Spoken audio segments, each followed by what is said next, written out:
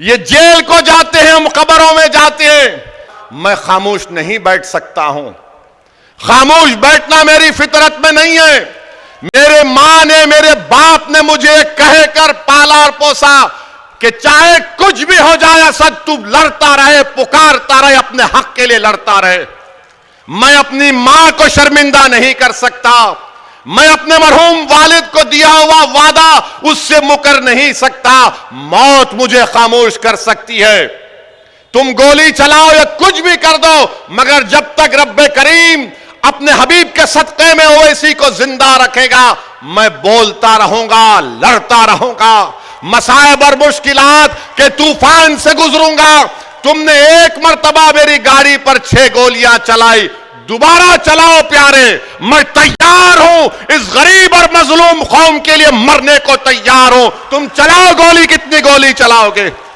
तुम्हारी गोलियां खत्म हो जाएगी, मगर इंशाअल्लाह ताला मैं मौत से डरने वाला नहीं। मैं डरता हूं इस बात से कि जब कब्र में जाऊंगा और हशर के मैदान में मुझसे क्या हिसाब किताब होगा। मगर दिल का एक कोना पुकार कर कहता है कि गुनाहगार तू है असद, मगर कमली वाला रहमतुल आलमीन है सल्लल्लाहु अलैहि वसल्लम। मेरे अजीज दोस्तों और बुजुर्गों, हिम्मतों को बुलंद रखिए। इस मसाइब और मुश्किलात का खात्मा होगा। अगर दिल में खौफ पैदा होता है कि जुनैद और नसीर से ऐसा हुआ, तो सोचो हजरत सुमैया को नेजा मारा गया, वो शहीद हो गई।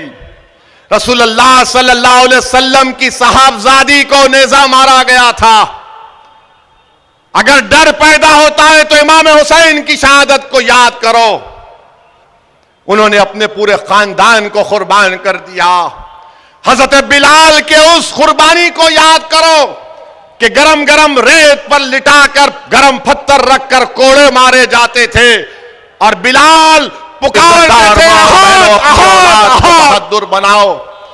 दीन से अपने रिश्ते को मजबूत रखो, दीन से रिश्ते को मजबूत रखो। हिजाब पहनेंगे, बुर्का पहनेंगे, चादर पहनेंगे। किसी जालिम हुकूमत के फैसले पर हम अपने दीन से दस्तबरदार नहीं होंगे। तुम्हारे जुल्म से हम अपने दीन से दस्तबरदार नहीं होंगे।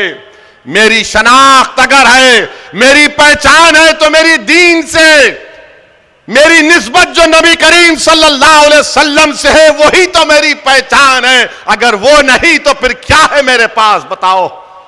इस दौलत को बचाओ, हिम्मत से काम करो, अपने हौसलों को बुलंद रखो। मेरे अजीज दोस्तों और बुजुर्गों, लोग कहते हैं कि सेकुलरिज्म को बचाओ।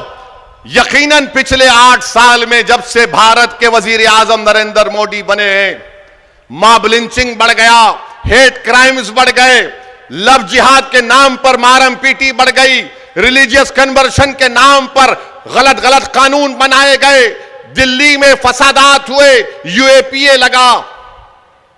मगर इसके बावजूद भी लोग बोलते हैं कि सेकुलरिज्म का साथ दो, इन सो कॉल्ड पार्टीज का साथ दो।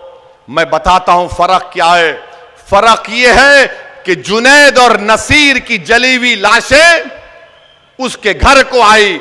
जुनैद के घर को मैं गया था जमील खां के साथ, और जुनैद के 6 बच्चे और जुनैद का बड़ा भाई जो नीम पागल है उसके 7 बच्चे, यानी 13 बच्चों की जिम्मेदारी जुनैद पर थी। जुनैद और नसीर के घर में जली हुई लाशें आई। हाफिज जुनैद को ट्रेन में 16 साल के बच्चे को मार दिया गया, उसकी लाश अपने बाप के घर को गई। रगबर को मार दिया गया, उसकी लाश उसकी बीवी के पास गई जो बेवा हो गई। पीलू खान को मारा गया।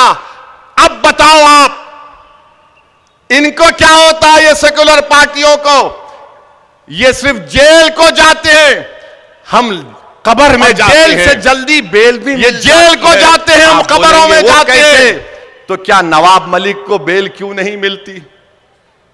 नवाब मलिक को बेल मिली, किसको मिली फिर? जोर से बोलो, डर रहे कहीं को, और जोर से बोलो। नवाब मलिक को नहीं मिली, आजम खान का सियासी कैरियर पर क्वेश्चन मार्क लग गया।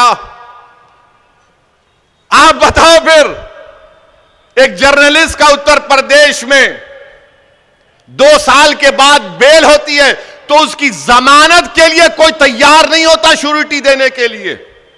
मैं सलाम करता हूं हमारे उस हिंदू भाई को जो जर्नलिस्ट है, जिसने अपने घर के कागजात लाकर रखा है। 20 दिन कोई श्योरिटी देने तैयार नहीं हुआ।